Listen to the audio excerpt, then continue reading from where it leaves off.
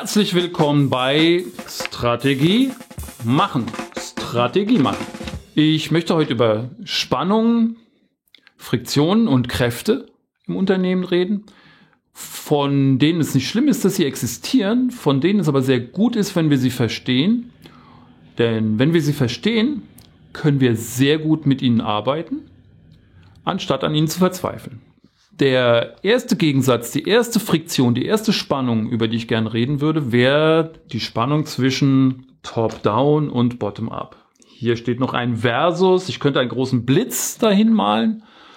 Und tatsächlich, wenn wir die beiden Kräfte verstehen, dann können wir sie auch zu etwas gemeinsam machen. Die Idee, wie ich das jetzt darstelle, habe ich von Michael Foley, einem nordirischen Philosophen, der relativ viel Wissenschaftstheorie von Henri Bergson studiert hat und sich damit beschäftigt hat, wunderbare Bücher schreibt über angewandte Philosophie, Wissenschaftstheorie. Und hier war die Antwort, die er mir auf die Frage gegeben hat, die ich mir in meinem Beruf oft stellen muss: Wie gehen wir mit Veränderungen um? Bringen wir eine Veränderung bottom-up, mit der Kraft der Teams nach oben? Oder ist es besser, die Veränderung top-down einzubringen? Und natürlich ist die Antwort wie immer, beides ist das Beste, aber hier kommt die Begründung, warum das so spannend ist. Und wie wir uns das vorstellen können, ist, dass das beides gegensätzliche Kräfte sind. Bottom-up ist die Kraft der Teams, der Angestellten ganz unten. Je engagierter die sind, umso mehr wollen die nach vorne preschen. Und die sind der Fortschritt, die sind auch die Signale, die wir vom Kunden hören, von der Umwelt hören, die sind ganz nah dran. Die wollen den Fortschritt, die Innovation. Gestern ist schlecht, morgen ist gut. Veränderung gut, wenn sie Sinn macht. Und ganz viel Kraft, rohe Kraft, aber ungerichtet. Und dem gegenüber steht die Top-Down-Kraft. Und die ist natürlich genau das Gegenteil. Relativ weit weg vom echten Kunden, vom echten Interface zur Welt. Ein bisschen isolierter, und später werden wir hören, dass das sogar gut ist und Sinn macht. Und ein bisschen bremsend, richtend. Und genau das ist Top-Down. Ausrichtend.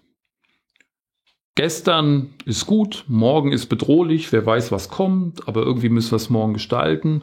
Vor allem aber Ordnung und Hierarchie, nicht diese Anarchie von Bottom-up. Ne? Wir wollen hier ordnend eingreifen. Und das hat alles seinen Sinn. Das Problem ist nur, wenn sich Top-Down und Bottom-up begegnen, ist es Chaos, fast Hass, ja. Die da oben mit ihren Regeln und die wissen ja nichts von der echten Welt und wollen uns hier einschränken. Und die oben denken genau umgekehrt und sagen, die da unten im Chaos, ich weiß gar nicht, was die machen. Dass wir überhaupt existieren, ist ein Wunder bei dem, wie es da unten vor sich geht, ne, in dieser Unordnung und so weiter und so fort. So, und vereinen kann man das natürlich nur, wenn man genau diesen Zweck, das Richtende und das Findende und das vollkommen Suchende und Energetische versteht und wieder miteinander in Empathie verbinden will. Und das werden wir natürlich später wieder in Ritualen, in Meetings, in Kommunikation hinkriegen. Das ist das Einzige, was bei Menschen hilft. Kommunikation, Regeln, Aufschreiben, Dokumentation, das hilft alles nicht, das ist vorbei. Das wissen wir, wir müssen im Austausch stehen. So, das haben wir schon mal eine Aufgabe. Wir müssen im Austausch stehen, um diese Kräfte zu vereinigen. Und dann möchte ich noch ein zweites Modell vorstellen. Es geht um unterschiedliche Zeitlichkeiten von Dingen, die wir tun, Geschichten, die wir erzählen, die auch in einem gewissen Gegensatz zueinander stehen. Das Modell habe ich von Jay Bloom. Das Modell geht so. Wir haben ganz oben Leute, die Geschichten erzählen, die unheimlich lange dauern. Geschäftsführergeschichten. Wie lange ist so ein Geschäftsführer im Amt? 3 Jahre, 5 Jahre, 7 Jahre, wenn er Glück hat, die meisten nur 3 Jahre. So, das heißt, die Leute definieren sich über Geschichten, die circa 3 Jahre spannen.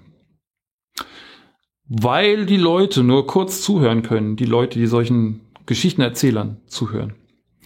Heißt das, dass die Geschichte, wenn sie 3 bis 5 Jahre umspannt, sehr abstrakt sein muss, sehr wenig Details erhält, sehr grob ist. Und tatsächlich werden die Leute dafür bezahlt und belohnt, dass sie solche Geschichten sehr gut und spannend erzählen, sodass Leute nachvollziehen können, was war denn meine Wirkung als Geschäftsführer nach 3 bis 5 Jahren. Und so definieren die sich auch. Ne? Wenn ich diese Geschichten erfolgreich erzähle, dann geht es mir gut. Dann bin ich ein guter Geschäftsführer. Und tatsächlich messen die sich auch so. Die gehen abends zum Abendessen mit anderen Leuten und treffen sich bei Business, Brunch, Lunch, was auch immer und treffen lauter Leute, die auch 3 bis 5 Jahresgeschichten erzählen. Und die wissen irgendwann sehr genau, wie man eine 3 bis 5 Jahresgeschichte gut erzählt. Und jetzt haben wir im Unternehmen die Situation, dass wir auch noch Leute haben, die viel kleinere Geschichten erzählen. Kürzere Geschichten. Ja, jemand, der am Fließband steht, jemand, der programmiert, der soll möglichst jede Stunde, alle 2 Tage was abliefern, was abnehmbar ist. Und das heißt, ich erzähle Geschichten, die sich über 2 Tage spinnen. Nicht mehr. Das heißt, ich habe jetzt wieder ein paar Minuten Zeit, die mir jemand zuhört. Und diese 5 Minuten, 2, 3, 5 Minuten muss ich füllen mit einer Geschichte, die nur über 2 Tage geht. Das heißt, meine Geschichte wird viel detailreicher sein, informierter, mehr in die Tiefe gehen. Aber dafür Abstraktion vermissen lassen. Und die geht ja nicht so weit. Ne? Die Information, was passiert denn in 2, 3, 5, 6 Monaten, in 3 Jahren, steckt da nicht drin. Und da gibt's noch in der Mitte Geschichten erzählt. Die sind, mittleres Management, das erzählt vielleicht Geschichten mit einer Spanne von 3 bis 6 Monaten.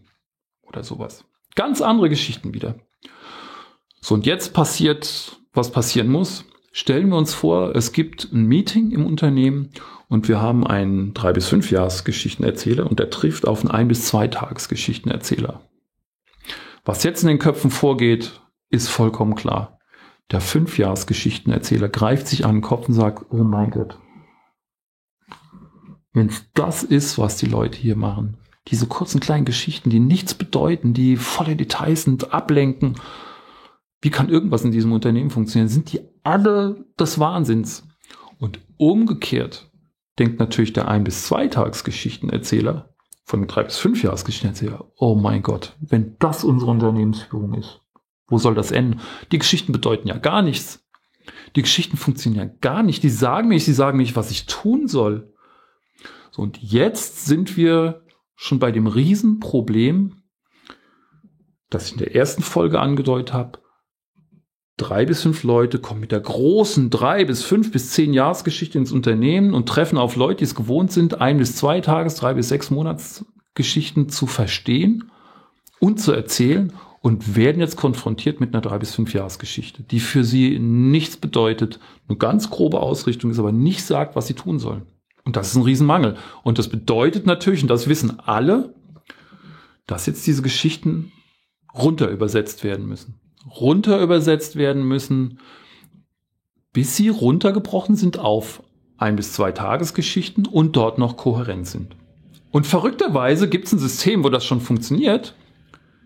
In Hollywood im Writers Room sitzen 20 Autoren und schreiben an TV-Serien, die von mir aus 5 Seasons haben, mit jeweils 20 Episoden. Und jede Episode in sich, also auf der kleineren Story-Ebene, hat ganz viele Szenen.